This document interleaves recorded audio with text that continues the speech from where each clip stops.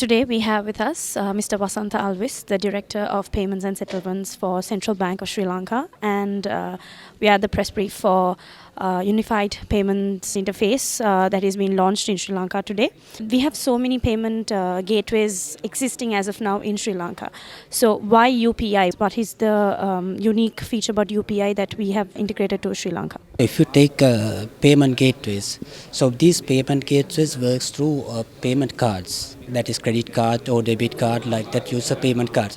But if you take UPI, it is not through payment cards. It connects bank accounts. It connects bank accounts in India and bank accounts in Sri Lanka.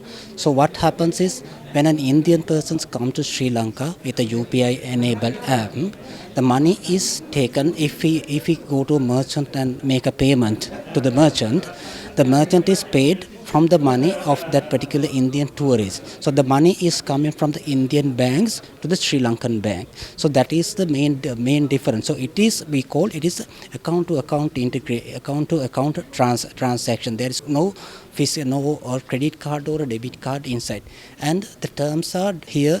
The commission rate and everything are predetermined by the central bank. It is a regulated rate. So it is much cheaper to a merchant to use Lanka QR compared to a credit or a debit card.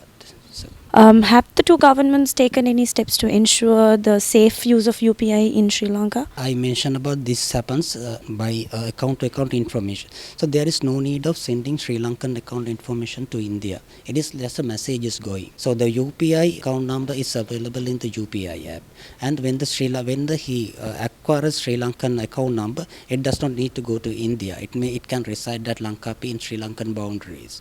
And this signal will go to India and debit and credit the accounts there, and will come back the signal as a successful transaction, so that from Lanka Pay side the signal will be sent to the Sri Lankan Merchants Bank. Okay, now you credit your account. So like that we can do this.